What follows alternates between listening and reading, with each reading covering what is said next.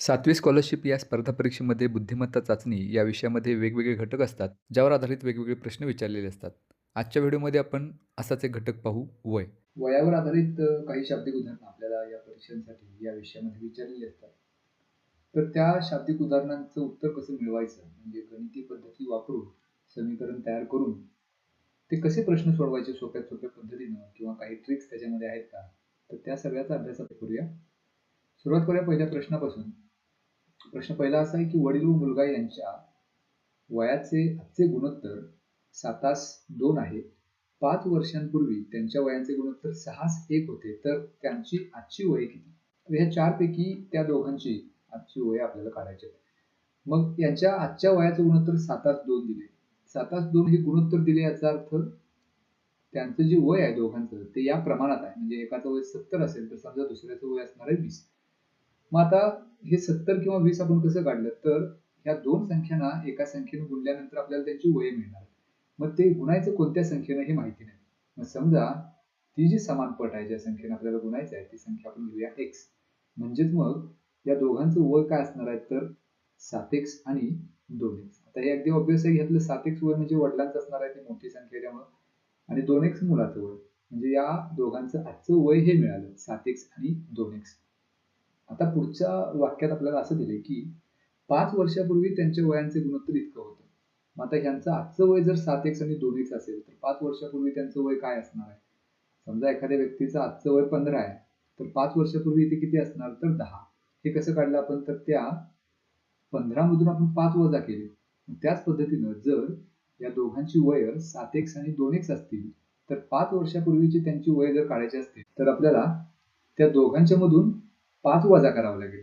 म्हणजेच वडिलांचं 5 वर्षापूर्वीचं वय होईल 7x वजा 5 आणि मुलाचं वय होईल 2x वजा 5.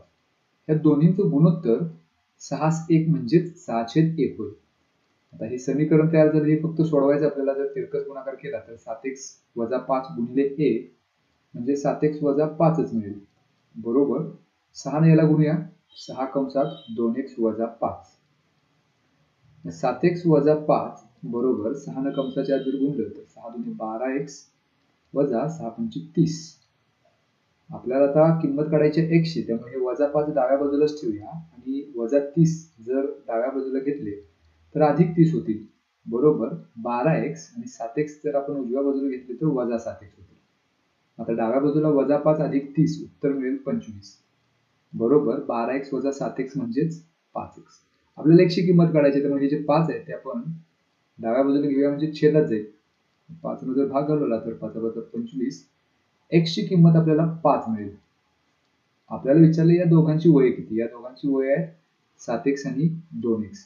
मग x ची किंमत आपल्याकडे आहे 7x म्हणजेच काय, तर 7 गुणिले x म्हणजे 7 गुणिले 5 उत्तर येईल 35.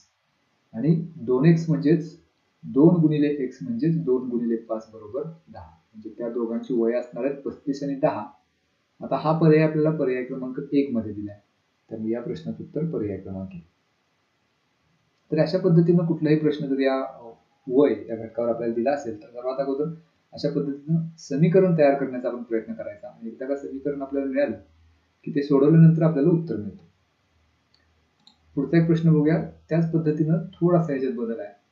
आई आणि मुलगी यांच्या वयांचे गुणोत्तर 3:1 आहे. 6 वर्षानंतर त्यांच्या वयांचे गुणोत्तर 7:3 होईल, तर त्यांची आजची वय किती? मग आता यांचं गुणोत्तर आता 3:1 दिले, म्हणजे त्यांचं वय काय असणार आहे, तर 3x आणि 1x म्हणजेच x. आता 6 वर्षानंतरचं त्यांच्या वयांचा गुणोत्तर आपल्याला दिले. 6 वर्षानंतर म्हणजे आपल्याला आता तेवढे मिळवावे लागतील. म्हणजे 5 वर्षापूर्वी जर असेल तर आपण वजाबाकी केली, पण आता इथे 6 वर्षानंतरच विचारले. मग 3x हे वय आईच असणार आहे आणि 1x मुलीच असणार आहे.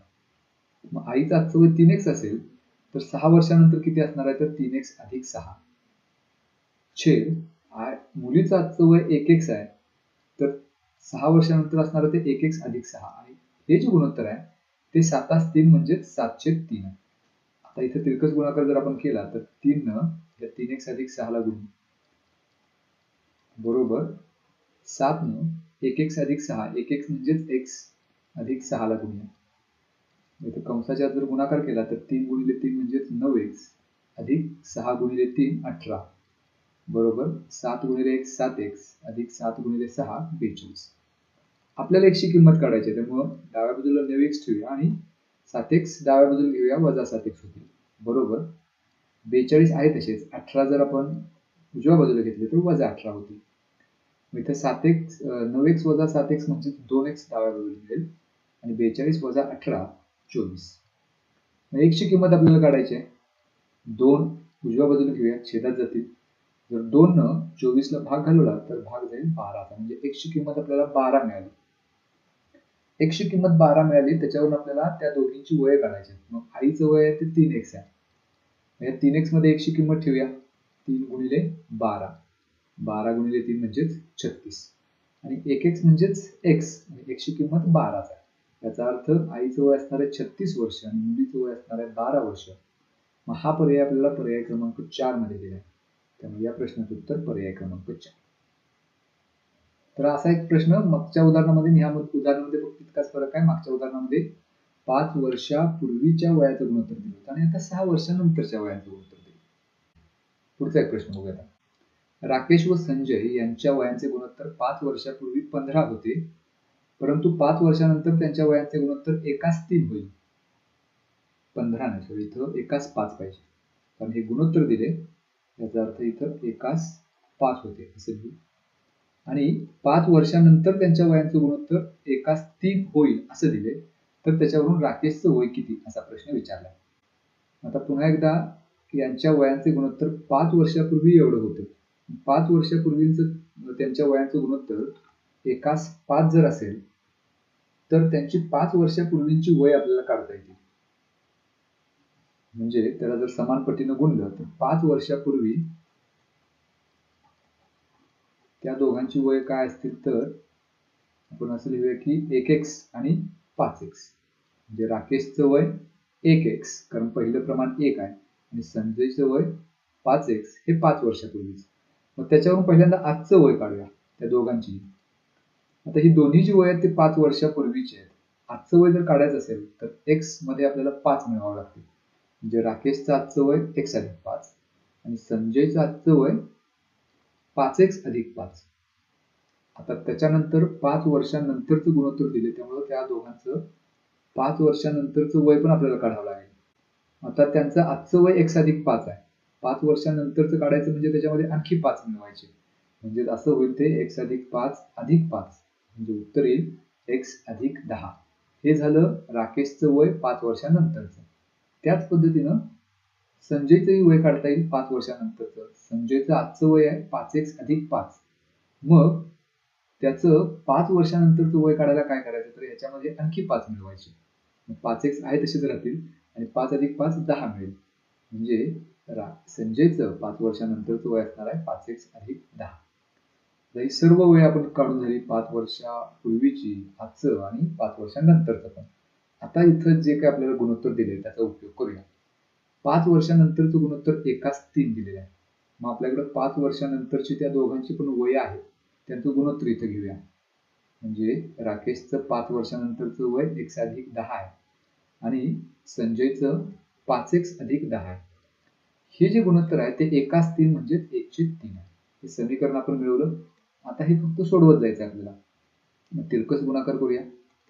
इथं 3 न x अधिक 10 ला गुणायचं बरोबर 1 न 5x अधिक 10 ला गुणलं तर 5x अधिक 10च मिळतील, कारण 1 ला कुठल्याही संख्येने गुणल्यानंतर तीच संख्या मिळते. आता इथं 3 न कंसाच्या आत गुणूया. 3 गुणिले x म्हणजेच 3x अधिक 3 गुणिले 10 30 बरोबर 5x अधिक 10. आपल्याला x ची किंमत काढायची आहे, त्यामुळे 30 डाव्या बाजूलाच ठेवूया आणि 10 सुद्धा डाव्या बाजूला घेऊया, वजा 10 होते बरोबर उजव्या बाजूला 5x 3x जर उजव्या बाजूला घेतले तर वजा 3x होते. 30 वजा 10 म्हणजेच 20 बरोबर 5x वजा 3x म्हणजेच 2x. आता x ची किंमत काढायची आहे. 2 डाव्या बाजूला घेऊया, 20/2 होतील बरोबर x. 2 न जर भाग घालवला तर 10चा भाग जाईल. मग 10 बरोबर x म्हणजेच x बरोबर 10. ही x ची किंमत मिळाली. पण प्रश्न विचारलाय राकेशचे आजचे वय किती. आता इथं आपल्याकडे तिन्ही वय आहेत. 5 वर्षापूर्वीचं वय आहे, आजचं वय आणि 5 वर्षानंतरचं पण वय आहे. आपल्याला आजचं वय पाहिजे आणि ते राकेशचं पाहिजे. राकेशचं म्हणजेच पहिलं प्रमाण असलेलं. राकेशचं आजचं वय आहे 1+5. इथं राकेशचं वय काढायला 1+5 या समीकरणामध्ये एक्सची किंमत आपल्याला ठेवायची आहे, जी आपण इथं काढलेली आहे 10. मग 1+5 म्हणजेच काय, तर 10+5. 10+5 उत्तर येईल 15. हे आपल्या या प्रश्नाचं उत्तर, जे आपल्याला पर्याय क्रमांक 1 मध्ये दिले. आता इथं अ आणि ब ह्या दोन व्यक्ती दिलेल्या आहेत आणि त्यांचे जे वय आहे त्यांच्यामधलं रिलेशन दिले. त्याचा उपयोग करून आपल्याला ह्या प्रश्नाचं उत्तर मिळवायचं आहे. प्रश्न पहिला बघू काय. प्रश्न असा आहे की अ पेक्षा ब 20 वर्षांनी लहान आहे. दोघांच्या वयांची बेरीज 30 वर्ष असल्यास अ चे वय किती?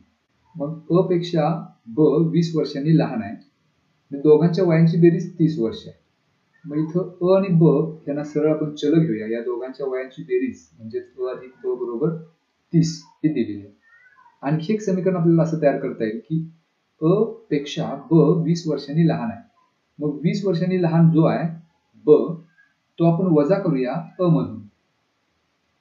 असं जर केलं तर तो जो फरक आहे तो 20 येणार आहे. कारण ब हा अ पेक्षा 20 वर्षांनी लहान आहे, याचा अर्थ अ हा ब पेक्षा 20 वर्षांनी मोठा आहे. या दोन्हीची जर आपण वजाबाकी केली अ वजा ब, तर ती येणार आहे 20. हे समीकरण 2 मिळालं. अगदी सोपी पद्धत त्याच्यासाठी अशी आहे की हे दोन समीकरण तयार केल्यानंतर सरळ यांची बेरीज करायची, म्हणजे अधिक ब ला वजा ब निघून जाईल. अ अधिक अ म्हणजेच 2अ बरोबर 30+20 बरोबर 50. 2अ म्हणजेच काय, तर 2 गुणिले अ. अ चं वय काढायचं आहे. 2 आपण उजव्या बाजूला घेऊया. 2 गुणिले अ आहे. जर 2 उजव्या बाजूला घेतले तर छेदात जातील. मग 50/2 म्हणजे 50 ची निमपट. जर भाग घालवला तर जाईल 25 चा. म्हणजे अ बरोबर 25 याचाच अर्थ अ चं वय असणार आहे 25 वर्ष. आता हा पर्याय आपल्याला पर्याय क्रमांक 2 मध्ये दिला आहे. त्यामुळे या प्रश्नाचं उत्तर पर्याय क्रमांक 2. तर असा प्रश्न जर असेल तर ही अगदी सोपी पद्धत आपण वापरू शकतो की त्या दोघांच्या वयांची बेरीज 30 आहे म्हणून त्या दोघांची बेरीज इथं करायची आणि फरक दिलाय वजाबाकी करायची आणि जो मोठा आहे त्याच्यातूनच दुसरा वजा करायचा. म्हणजे इथं अ पेक्षा ब लहान आहे म्हणजे अ हा मोठा झाला म्हणून इथं वजाबाकी आपण अ वजा ब केलेली आहे, ही नीट लक्षात घ्या. इथं जर उलट दिलं असतं की अ पेक्षा ब हा 20 वर्षांनी मोठा आहे, तर मग आपण ब वजा अ केलं असतं, हे नीट लक्षात घ्या. कारण इथे जर आपण उलट वजाबाकी केली तर उत्तर आपल्याला वेगळं मिळतं. तर ही सोपी पद्धत या प्रश्नासाठी आपण वापरू शकतो. ब हा क पेक्षा 7 वर्षांनी लहान आहे. त्या दोघांच्या वयांची बेरीज 43 वर्षे असल्यास ब चे वय किती? यासारखाच प्रश्न आहे. तुम्ही आता सोडवू शकता, सोपा प्रश्न हा. मग इथे सुद्धा दोघांच्या वयांची बेरीज दिलेली आहे आणि आता ब आणि क यांची बेरीज पहिल्यांदा करूया. ब अधिक क बरोबर 43. इथं क्रम बदलला तरी चालू शकतो. ब अधिक क म्हणजेच क अधिक ब. बेरीज करताना क्रमसंबंध महत्वाचा नसतो, मात्र वजाबाकी करताना क्रमसंबंध सर्वात महत्वाचा असतो, कारण त्याच्यामुळे उत्तर आपलं बदलत असतं. आता दुसरं आपल्याला असं दिलंय की ब हा क पेक्षा 7 वर्षांनी लहान आहे. मग ब जर लहान असेल तर मोठा कोण, तर क. त्यामुळं इथं वजा करताना ब वजा क असं आपण करून चालणार नाही. कारण ब हा लहान आहे म्हणजे क हा मोठा आहे. मग क मधून आपण वजा करायचं ब आणि त्यावेळेला जी वजाबाकी दिली ती 7 आहे. म्हणजे ब हा क पेक्षा 7 वर्षांनी लहान आहे म्हणजे क वजा ब उत्तर येईल 7. आता ह्या दोन्हीची जर वजा बेरीज आपण केली तर इथं क क दोन्हीचे चिन्ह धन आहेत, त्यामुळे ते एकमेकाला जाणार नाहीत. पण ब आणि वजा ब एकमेकाला निघून जाईल. क अधिक क म्हणजेच 2क बरोबर 43 अधिक 7 म्हणजेच 50. आता क चं वय काढायला 2 आपण उजव्या बाजूला घेऊया. 50/2 होतील. 2 मध्ये भाग घालवला तर 25 चा भाग जाईल. म्हणजे क चं वय असणार आहे 25 वर्ष. प्रश्न विचारलाय ब चे वय किती.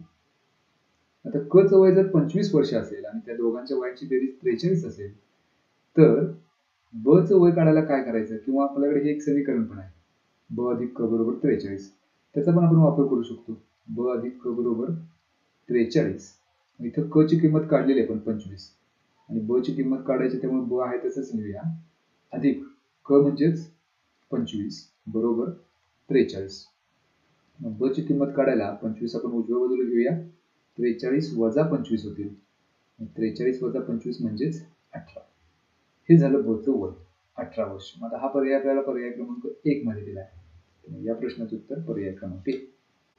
पुढचा प्रश्न, महेशचे वय सारंगच्या वयाच्या निमपट आहे.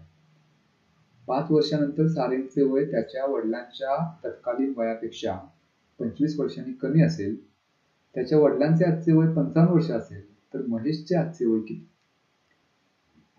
आतापर्यंतच्या उदाहरणामध्ये फक्त 2-2 व्यक्ती होत्या. आई मुलगी किंवा वडील मुलगा किंवा ब. आता या प्रश्नात मात्र 3 व्यक्ती दिलेल्या आहेत. त्या तिघांच्या वयांमधलं रिलेशन वेगवेगळ्या पद्धतीने दिले आणि आपल्याला हा प्रश्न विचारलाय की महेशचे आजचे वय किती. आता हे जे तिघ जण आहेत त्यांच्यामधलं रिलेशन काय हे पहिल्यांदा आपण बघूया. त्यातल्या एका व्यक्तीचं वय दिले. म्हणजे इथं व्यक्ती 3 कोणते आहेत तर महेश, सारंग आणि सारंगचे वडील आणि सारंगच्या वडिलांचं वय 55 वर्ष दिलेलं आहे. तर त्याच्यापासून जर आपण सुरुवात केली सारंगच्या वडिलांच्या वयापासून तर आपल्याला तिथं उत्तर मिळू शकतं कारण एकच त्यांचं वय दिलेलं आहे. सुरुवात आपण करूया की सारंगचं वय आणि महेशचं वय या दोन्हीच्या मधलं रिलेशन दिले की महेशचे वय सारंगच्या वयाच्या निमपट आहे. मग आपण निमपट जर आपल्याला काढायचं असेल तर एक तर महेशचं वय आपल्याकडे पाहिजे किंवा सारंगचं पाहिजे. मग त्याच्यावरून आपण दुसऱ्याचं काढू शकतो. आपल्याला दिले काय 5 वर्षानंतर सारंगचे वय त्याच्या वडिलांच्या वयाच्या तत्कालीन वयापेक्षा 25 वर्षांनी कमी असेल तर मग वडिलांचं वय दिले कुणाच्या तर सारंगच्या. त्या दोघांच्या मधलं रिलेशन पहिलं आपण वापरूया आणि त्याच्यानुसार सारंगचं वय काढूया आणि मग त्याच्यावरून महेशचं वय आपल्याला काढता येईल. मग आता सारंगचं वय समजा आपण घेतलं त्याच्यासाठी एक अक्षर घेऊया कारण ते माहिती नाही. समजा सारंगचं वय x वर्ष आपण घेतलं. हे झालं सारंगचं आजचं वय. आपल्याला दिले काय 5 वर्षानंतरच्या वयांमधलं रिलेशन दिलेलं आहे. मग सारंगचं आजचं वय जर x असेल तर 5 वर्षानंतर काय असेल सारंगचंच आपण एकाच ओळीमध्ये लिहितोय. 5 वर्षानंतरचं त्याचं वय काढायला आपल्याला त्याच्यामध्ये 5 मिळवावे लागतील. म्हणून सारंगचं आजचं वय x असेल तर 5 वर्षानंतर असणार आहे x अधिक 5. आता पुढं आपल्याला असं दिले की 5 वर्षानंतर सारंगचं वय त्याच्या वडिलांच्या तत्कालीन वयापेक्षा 25 वर्षांनी कमी असेल. मग आता सारंगचं 5 वर्षानंतरचं वय आपल्याकडे आहे x अधिक 5. हे कशाच्या बरोबर असेल तर त्याच्या वडिलांच्या तत्कालीन वयापेक्षा 25 वर्षांनी कमी. त्याच्या वडिलांचं आजचं वय किती दिले आपल्याला 55. मग 5 वर्षानंतर त्याच्या वडिलांचं वय काय असणार ते पहिल्यांदा आपण काढूया. म्हणजे तर आपण असं लिहू सारंगचे वडील असे लिहूया. त्यांचं आजचं वय किती दिले आपल्याला प्रश्नात 55. मग 5 वर्षानंतर किती असेल कारण आपल्याला जे रिलेशन दिले ते 5 वर्षानंतरच दिले. मग आज वय जर त्या सारंगच्या वडिलांचं 55 असेल तर 5 वर्षानंतर म्हणजे त्यामध्ये आणखी 5 मिळवावे लागतील. म्हणजे 5 वर्षानंतर त्यांचं वय होणार आहे 60. तर हे जे दोन वय मिळालेत आपल्याला सारंगचं 5 वर्षानंतरचं वय आणि त्याच्या वडिलांचं 5 वर्षानंतरचं वय त्यांच्यामधलं रिलेशन आपल्याला दिलेलं आहे. सारंगचं 5 वर्षानंतरचं वय किती आहे तर x अधिक 5.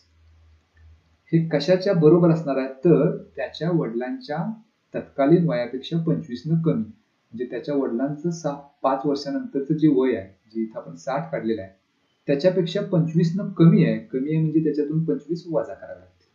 हे झालं आपलं समीकरण. आता हे समीकरण आपण सोडवलं की आपल्याला x ची किंमत मिळेल. x अधिक 5 बरोबर 60 वजा 25 म्हणजेच 35 मिळेल. आणि आपल्याला किंमत x ची काढायची त्यामुळे अधिक 5 आपण उजव्या बाजूला घेऊया वजा होतील 35 वजा 5 म्हणजेच x ची किंमत झाली 30. तर हे x कशासाठी गृहीत धरलं आपण सारंगचं आजचं वय हे मिळालं आपल्याला. तर थोडक्यात आपण लिहूया असं सारंग त्याचं आजचे वय 30. प्रश्न काय विचारले आपल्याला महेशचे आजचे वय किती. मग आता ह्याच्यासाठी पहिलं जे वाक्य आहे ते आपल्याला वापरावं लागेल. पहिल्या वाक्यात असे दिले महेशचे वय सारंगच्या वयाच्या निमपट आहे. मग आता सारंगचं वय आपण काढलेलं आहे. महेशचं वय काढायला त्याच्या आपल्याला निमपट करायचं आहे. मग महेशचे आजचे वय हे सारंगच्या वयाच्या निमपट. निमपट म्हणजे आपण त्याला 2 न भागायचं. म्हणजे 30 ला जर 2 न भागलं तर उत्तर मिळेल 15. याचा अर्थ महेशचं आजचं वय असणार आहे 15 वर्ष. मग आता हा पर्याय आपण कुठे दिसतोय तर पर्याय क्रमांक 4 मध्ये. त्यामुळे या प्रश्नाचं उत्तर पर्याय क्रमांक 4. रमेशचे वय सुरेशच्या वयाच्या दुपटीपेक्षा 2 ने जास्त आहे. कल्पनाचे वय रमेशच्या वयापेक्षा 5 ने जास्त आहे. कल्पनाचे वय 5 वर्षानंतर 30 वर्ष होईल. तर सुरेशचे आजचे वय किती? म्हणजे तिथं व्यक्तींची संख्या जास्त आहे. रमेश, सुरेश, कल्पना. ओके, हे 3 व्यक्ती आहेत. त्यांच्यामधलं रिलेशन वेगवेगळ्या पद्धतीने आपल्याला दिलेलं आहे. सगळ्यात शेवटी प्रश्न विचारला की सुरेशचे आजचे वय किती? आता ह्या प्रश्नामध्ये जी काही माहिती आपल्याला दिलेली आहे त्याच्यानुसार आपण त्याचं अनालिसिस करत जाऊया. रमेशचे वय सुरेशच्या वयाच्या दुपटीपेक्षा 2 ने जास्त आहे. मग ह्या सगळ्या प्रश्नात दिले कुणाचं वय? तर कल्पनाचं 5 वर्षानंतरचं वय दिले. इथून सुरुवात आपण करूया. कल्पना, तिचं 5 वर्षानंतरचे वय दिले आणि ते आहे 30 वर्ष. मग 5 वर्षानंतर तिचं वय 30 वर्ष होणार असेल तर आजचं तिचं वय काय? तर आजचं वय त्या 30 वर्षापेक्षा 5 न कमी, म्हणजे 30 वजा 5 म्हणजेच 25. हे कल्पनाचं आजचं वय आपल्याला मिळालं.